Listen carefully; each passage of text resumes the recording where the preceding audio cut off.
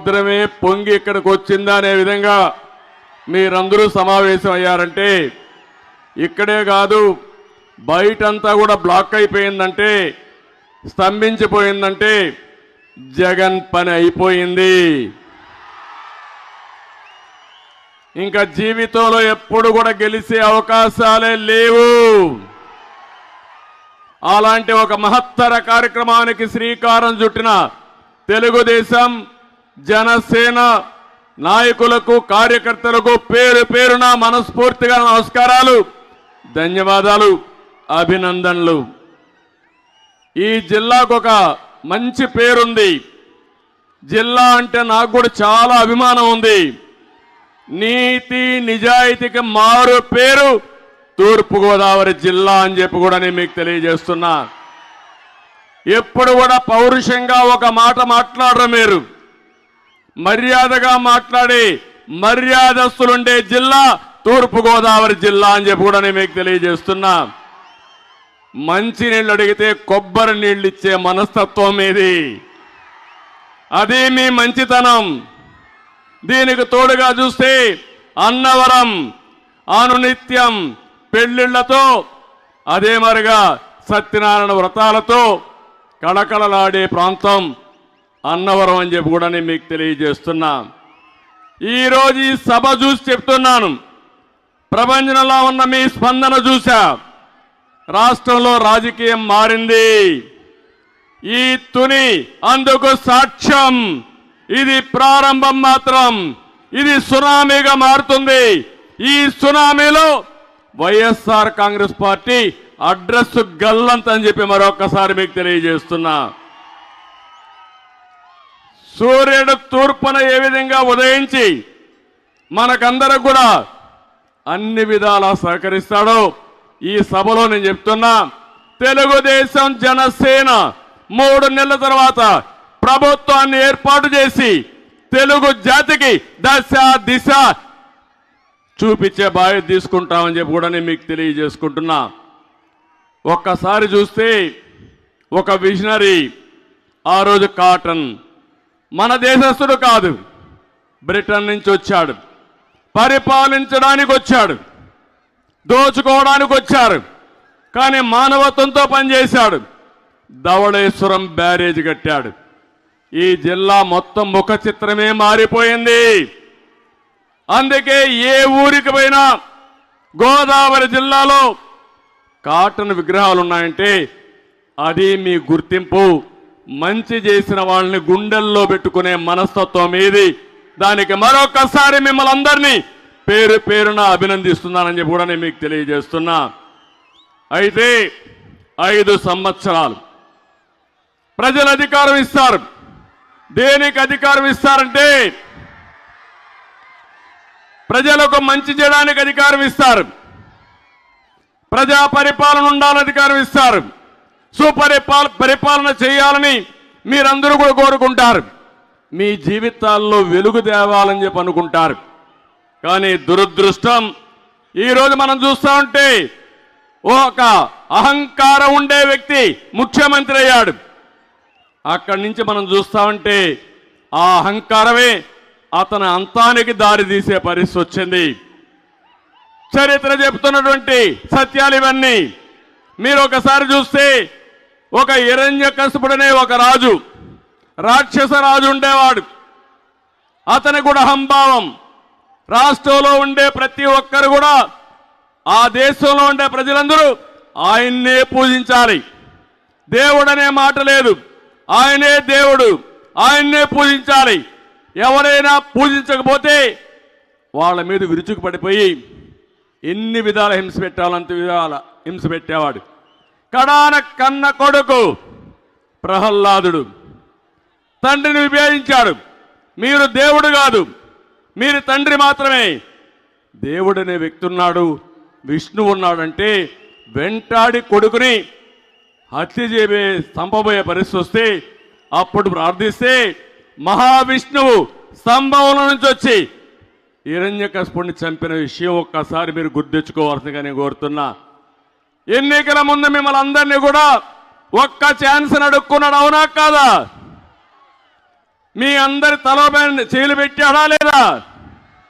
కాళ్ళు పట్టుకున్నాడా లేదా? ఈరోజు మీకు చేసిందేంటి? పిడి గుద్దులు నిరంతరం గుర్తున్నాడా లేదా అని మిమ్మల్ని అడుగుతున్నా. మీ జీవితాల్లో ఎవరి జీవితాలైనా వెలుగు వచ్చిందా అని అడుగుతున్నా. అందుకే మీ దగ్గర ఒక ఓటు హస్తం ఉంది. రేపు రాబోయే ఎన్నికల్లో మూకుమ్ముడిగా ఊర్లు ఒకటి కావాలి, ప్రజలందరూ ఒకటి కావాలి. మీ భవిష్యత్తుకి జగన్మోహన్ రెడ్డిని చిత్తుగా ఓడించి బంగాళాఖాతంలో కలుపుతామని గట్టిగా చప్పట్లు కొట్టి మీ హర్షాన్ని ఆమోదాన్ని తెలియజేయాలి. మనం ధర్మాన్ని రక్షించుకోవాలి. ఆ ధర్మమే మనల్ని కాపాడుతుంది. ఈరోజు ఆ అధర్మమే వైఎస్ఆర్ కాంగ్రెస్ పార్టీ అహంకార ధోరణికి సమాధానం చెప్పే పరిస్థితి రావాలని మనస్ఫూర్తిగా కోరుతున్నా. నేను ఒకటే ఈ సభలో హామీ ఇస్తున్నా. మొన్నే నూతన సంవత్సరానికి స్వాగతం పలికాం. ఇంకొక 3-4 రోజుల్లో సంక్రాంతి మీ జీవితాల్లో వెలుగు తేవాలని, మీ కుటుంబాలు సుఖ సంతోషాలతో ఉండాలని మనస్ఫూర్తిగా ఆకాంక్షిస్తున్నా. మీ అందరికీ సంక్రాంతి శుభాకాంక్షలు.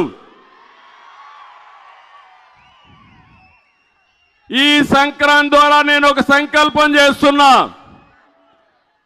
జగన్మోహన్ రెడ్డి రాతి యుగం పోవాలి.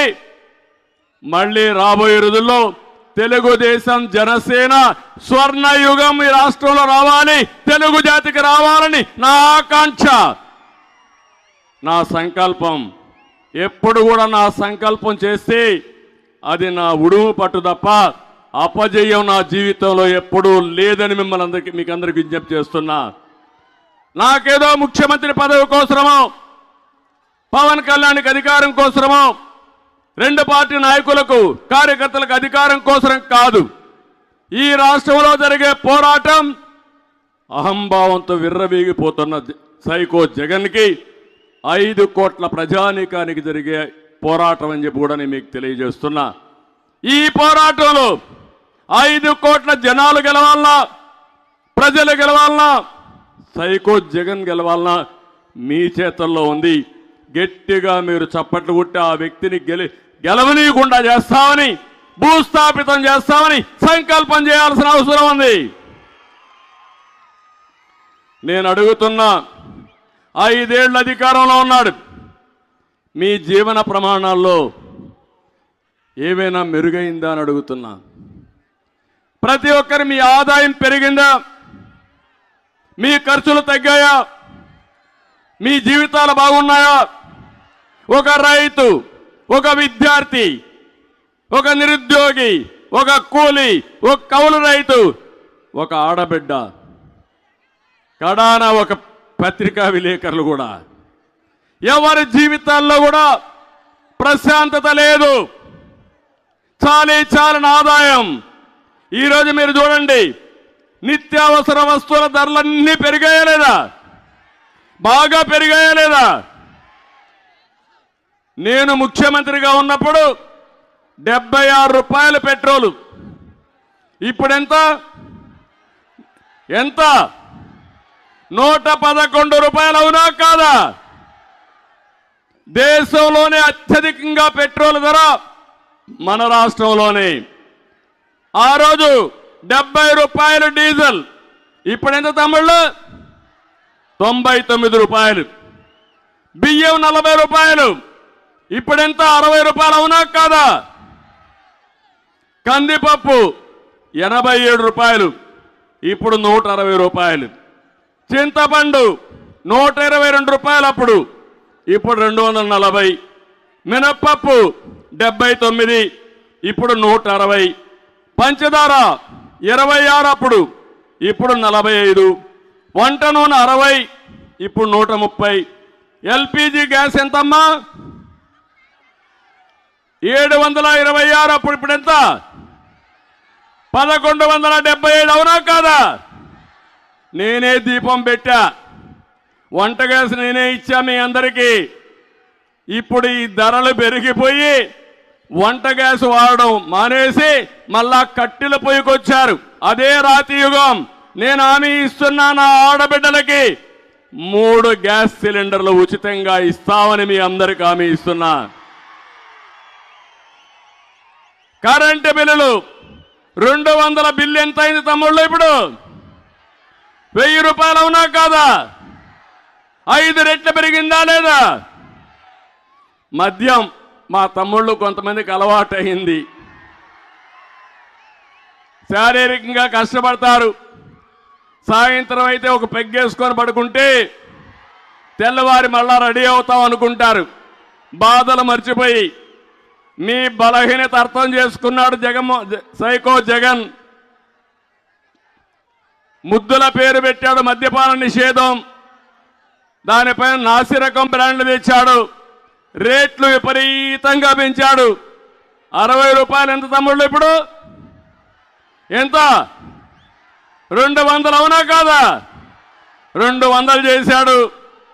కొత్త కొత్త బ్రాండ్లు తెచ్చాడు. బూమ్ తెచ్చాడు. స్పెషల్ స్టేటస్ తెచ్చాడు. మనకు రాష్ట్రానికి స్పెషల్ స్టేటస్ తేడు కానీ మద్యం మాత్రం స్పెషల్ స్టేటస్ అని పేరు పెట్టాడు.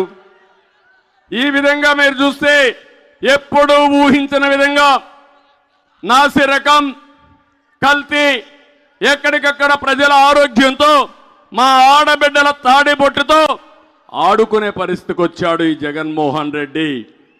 ఇంకో పక్క కేబుల్ నెట్వర్క్ నేనే ఆ రోజు చేశాం. 149 రూపాయలు కనెక్షన్ ఇచ్చాం. ఇప్పుడు 350 రూపాయలు అయిపోయింది. నేను అడుగుతున్నా ఇక్కడ ఉండే వాళ్ళందరినీ, ఇంత రేట్లు పెరిగిపోతే మీరు సంక్రాంతి చేసుకునే పరిస్థితిలో ఉన్నారా అని మిమ్మల్ని అడుగుతున్నా. ఒకప్పుడు 8 రకాల వస్తువుల్ని, నిత్యావసర వస్తువుల్ని Telugu Desam party fair price shop ద్వారా ఇచ్చాం. ఈరోజు వస్తున్నాయని మిమ్మల్ని అడుగుతున్నా. ఒక్క బియ్యం తప్ప ఏమీ రావడం అవునా కాదా అని మిమ్మల్ని అడుగుతున్నా. ఇంకో పక్క 200 రూపాయలు పింఛన్ని 2000 రూపాయలు చేసిన ప్రభుత్వం తెలుగుదేశం ప్రభుత్వం. 10 రెట్లు పెంచాను. ఈయనేమన్నాడు? 3000 ఇస్తా అన్నాడు.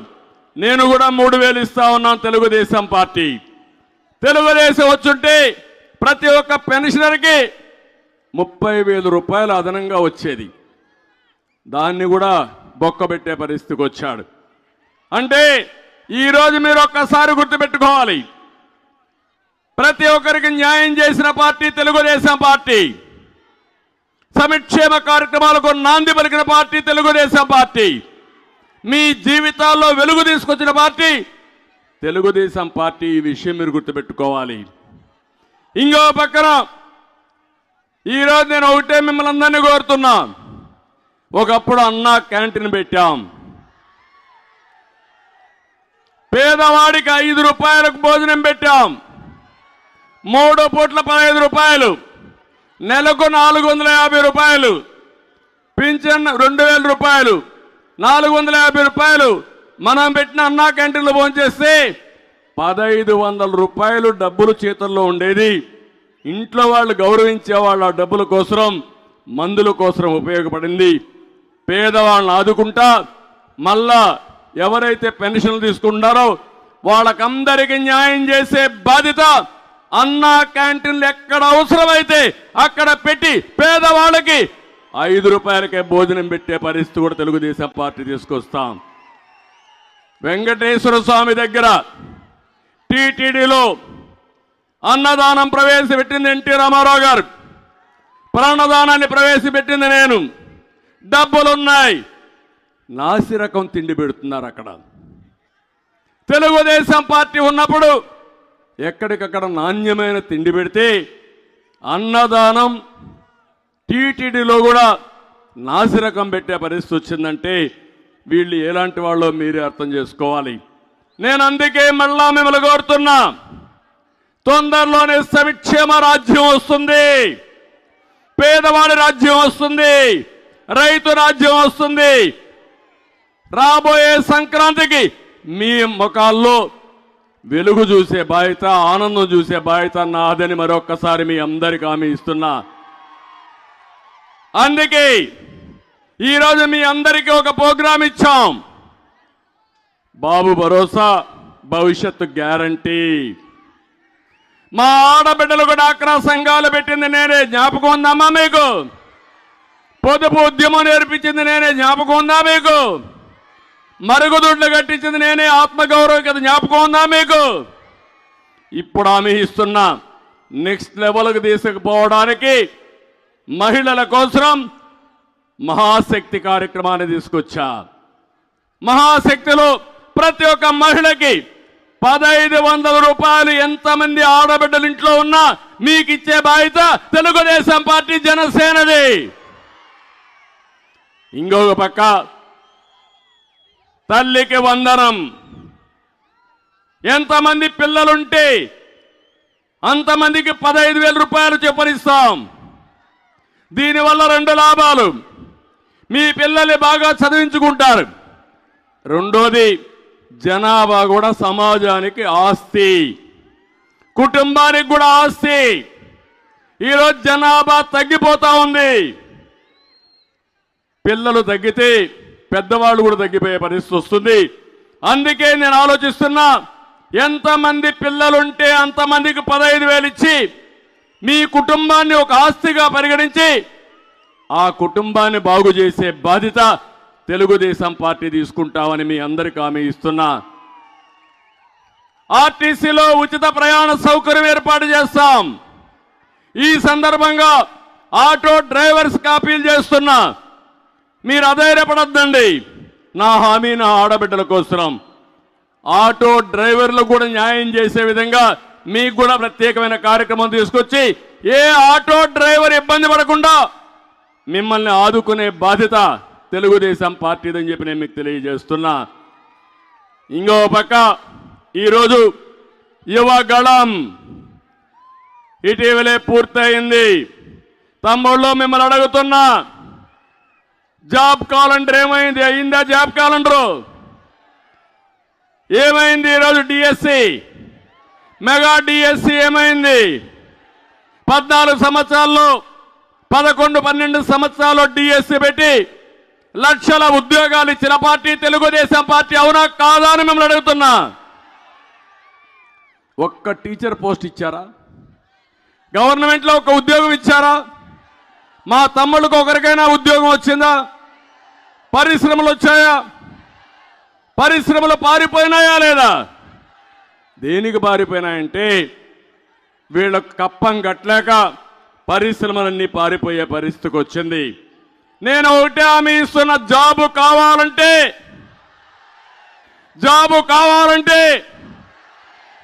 కావాలంటే అది మీ నినాదం. మీ నమ్మకాన్ని నిలబెట్టుకునే బాధ్యత మాదని మరొకసారి మీ అందరికీ హామీ ఇస్తున్నా. ప్రతి సంవత్సరం 4 లక్షల మందికి ఉద్యోగాలు ఇస్తాం. 5 ఏళ్లలో 20 లక్షల మందికి ఉద్యోగాలు వస్తాయి. ఉద్యోగం వచ్చే వరకు 3,000 రూపాయలు నిరుద్యోగ భృతి ఇస్తాం. మీ ఇంటి దగ్గర కూర్చొని ప్రపంచంలో ఏ కంపెనీకి కావాలన్నా పనిచేసే విధంగా వర్క్ ఫ్రమ్ హోమ్. ఒకవేళ ఇంట్లో బోరు కొడితే నేరుగా మండల హెడ్ క్వార్టర్కి వస్తే మంచి గార్డెన్లో, కోకోనట్ గార్డెన్లో మంచి వర్క్ స్టేషన్లు పెట్టి అక్కడే భోజనాలు కానీ కాఫీ కానీ ట్రైనింగ్ పెట్టి అక్కడి నుంచి ప్రపంచం మొత్తం పనిచేసే విధంగా నేను ఏర్పాట్లు చేస్తానని మీ అందరికీ తెలియజేస్తున్నా. ఆంధ్రప్రదేశ్ యువతని ప్రపంచానికి అనుసంధానం చేస్తాం. కంపెనీలు తీసుకొస్తాం. వర్చువల్ వర్కింగ్ కింద మిమ్మల్ని ఉపయోగించే బాధ్యత, మిమ్మల్ని పైకి తీసుకొచ్చే బాధ్యత నాదని చెప్పి నేను మీకు తెలియజేస్తున్నా. యువతకు ఒక పిలిపిస్తున్నా, ఉద్యోగాలు వస్తాయని ఇంట్లో కూర్చుంటే, లేకపోతే మేము రావాలని ఆలోచన ఇంట్లో పడుకుంటే లాభం లేదు. 90 రోజులుంది. ఒకే విషయం కోరుతున్నా, సైకిల్ ఎక్కండి. తెలుగుదేశం జనసేన జెండా పట్టుకోండి. ఎక్కడన్నా అవసరమైతే నీళ్లు తాగడానికి గ్లాసు కూడా తీసుకోండి. 90 రోజులు మీరు వెళ్ళండి, ప్రజల దగ్గరికి వెళ్ళండి, ప్రజా చైతన్యం చేయండి. తెలుగుదేశం జనసేన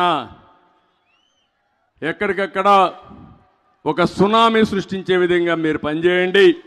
మీ జీవితాల్లో వెలుగిచ్చే బాధ్యత, మీ భవిష్యత్తుకు భరోసా ఇచ్చే బాధ్యత మాదని మరొక్కసారి మీ అందరికీ విజ్ఞప్తి చేస్తున్నా. సిద్ధమా తమ్ముళ్ళు అని అడుగుతున్నా, యువతను అడుగుతున్నా, సిద్ధంగా ఉన్నారా అని అడుగుతున్నా. ఉన్నామంటే గట్టిగా చెప్పండి, కూడా చెప్పండి, ఉన్నామని చెప్పండి. అదే కాదు, రైతు కోసరం తెలుగుదేశం జనసేన 2 పార్టీలు కూడా అన్నదాత కింద 20,000 రూపాయలు ఇస్తాం. అక్వా రైతును ఆదుకుంటాం. అక్వా రైతంతా కూడా చాలా వరకు చితికిపోయే పరిస్థితి వచ్చింది.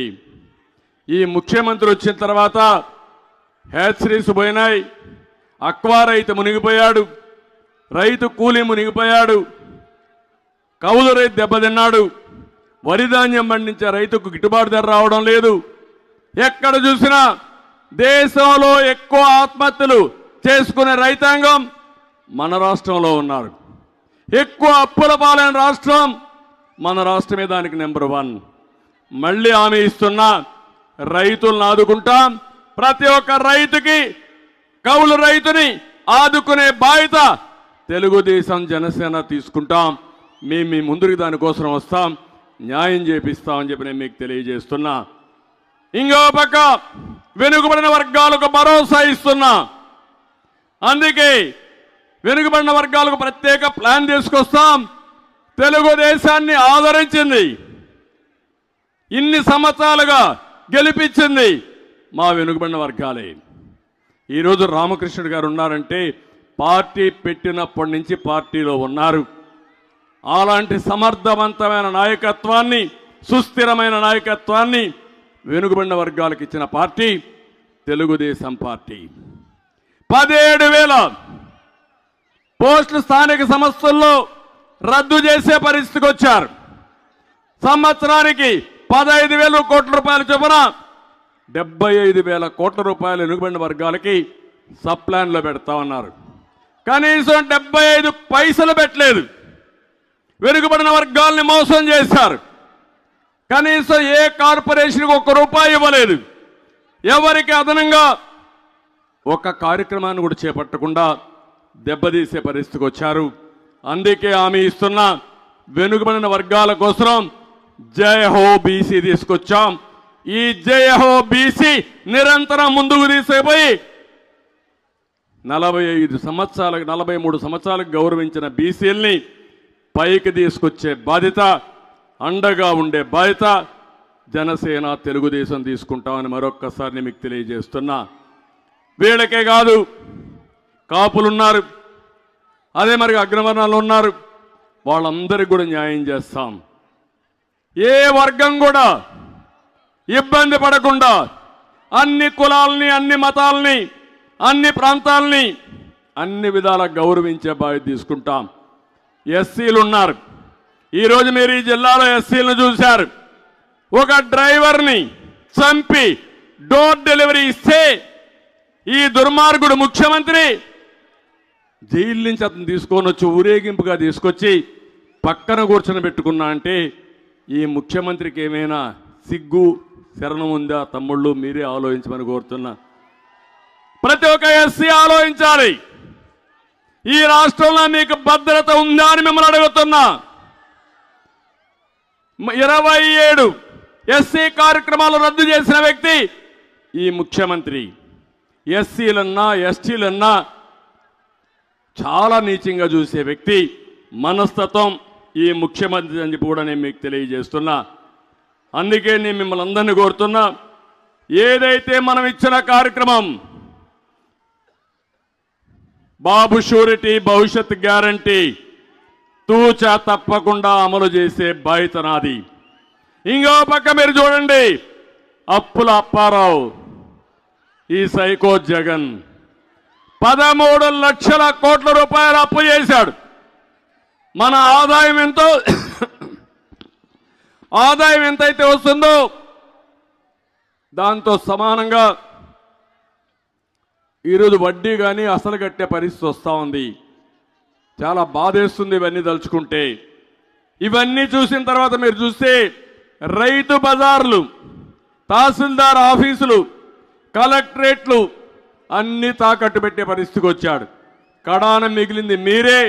మళ్ళీ ఒకసారి గెలిస్తే మనవలు కూడా తాకట్టు పెట్టే పరిస్థితి వస్తాడు ఈ దుర్మార్గుడు అని చెప్పి మరొకసారి తెలియజేస్తున్నా. అందుకే చాలా మందికి అనుమానం ఉంది, మీరు వచ్చినా ఇవన్నీ చేయగలుగుతారా అని. 95లో ఇదే అనుమానం ఉంది. కష్టాలను అధిగమించాం, సంక్షోభాన్ని అధిగమించాం. మళ్ళీ 2000 వచ్చే కొందికి రాష్ట్రాన్ని అన్ని రంగాల్లో ముందుకు నడిపించాం. ఈరోజు కూడా చెప్తున్నా, నాకు ఒక స్పష్టమైన అవగాహన ఉంది. సంపద సృష్టిస్తాం, ఆదాయాన్ని పెంచుతాం, పెంచిన ఆదాయంతో సంక్షేమ కార్యక్రమాలు చేస్తా, అభివృద్ధి కార్యక్రమాలు చేస్తా, నిరంతరం ఈ రాష్ట్రాన్ని అభివృద్ధి చేసే విధంగా మళ్ళీ ఒక ప్రత్యేకమైన కార్యక్రమంతో మీ ముందుకు వస్తానని చెప్పి కూడా నేను మీకు తెలియజేస్తున్నా. సంపద సృష్టించడం తెలిసిన పార్టీ తెలుగుదేశం పార్టీ, ఉద్యోగాలు కల్పించే పార్టీ జనసేన తెలుగుదేశం పార్టీ. అందుకే మీకు ఒక స్పష్టమైన హామీ ఇస్తున్నా, మళ్ళీ ఈ రాష్ట్రాన్ని, తెలుగు జాతిని స్వర్ణయుగం వైపు నడిపించే బాధ్యత మేము తీసుకుంటాం.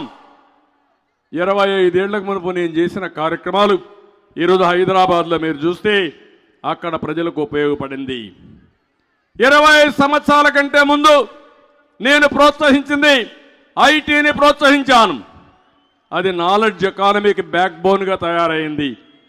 మన వాళ్ళు ప్రపంచం అంతా వెళ్ళారు, బ్రహ్మాండంగా రాణిస్తున్నారు. ఆ దేశంలో ఉండే అందరికంటే ఎక్కువ సంపాదన తెచ్చే పరిస్థితికి వచ్చారు. అందుకే నేను ఒక ప్రతినబూనాను, దానికోసం ఒక సంకల్పం చేశాను. ప్రపంచం మొత్తం తెలుగు జాతి నెంబర్ 1గా ఉండాలనేది నా సంకల్పం అని మరొకసారి మీకు తెలియజేస్తున్నా. అదే కాదు, పేదరికం లేని సమాజాన్ని చూడాలనేది ఇది ఎన్టీఆర్ కళ. ఆ కళను నెరవేరుస్తా. ఈరోజు సాధ్యం. అందుకే నేను ఏ పని చేసినా పేదవాణ్ణే దృష్టిలో పెట్టుకుంటా, నిరుపేదను దృష్టిలో పెట్టుకుంటా, ప్రజలే ఆస్తిగా పరిగణిస్తా. వాళ్ళకు అవసరమైతే ఎక్కడికక్కడ నైపుణ్యం వేస్తా, చదువుకు ప్రాధాన్యత ఇస్తా. ఒక నిర్దిష్టమైన కాల పరిమితిలో పేదరికం నుంచి ప్రతి ఒక్క కుటుంబం పైకి వచ్చే విధంగా చేస్తాను. ఒకప్పుడు నేను అన్నాను, సంపద సృష్టిస్తామంటే ఎవరు నమ్మలా. ఒకప్పుడు నేను అన్నాను, సెల్ ఫోన్లు అవసరం అంటే ఎవరు నమ్మలా. ఈరోజు ఆ రోజు చేసిన పనులు ఈరోజు దేశానికి శరణ్యమైనాయి, సంపద సృష్టికి మూల కారణమైనాయి. ఈ విషయం మీరు గుర్తుపెట్టుకోవాల్సిందిగా నేను మిమ్మల్ని కోరుకుంటున్నా. అందుకనే ఈరోజు మీరు ఒకసారి ఇవన్నీ చూసినప్పుడు సంపద సృష్టించడానికి అనేక ఆలోచనలు ఉంటాయి. 2014 తర్వాత అమరావతి, హైదరాబాద్లో ఎట్లా అభివృద్ధి చేశానో అదే మాదిరిగా చేయాలని అమరావతి కోసం నేను ఒక ప్రోగ్రాం ఇష్యూ చేశాను. ప్రజల ముందుకు రండి, రైతుల ముందుకు రండి, రాజధానిలో భాగస్వాములు కమ్మని పిలిపిస్తే 34,000 ఎకరాలు భూమి, 29,000 మంది రైతులు ఒక్క రూపాయి తీసుకోకుండా నేను ఇచ్చినటువంటి యాన్యుటీ మీద ముందుకొచ్చారంటే, భాగస్వామికి వచ్చారంటే అది తెలుగుదేశం పార్టీ నమ్మకం. ప్రపంచంలో ఎక్కడా జరగలేదు.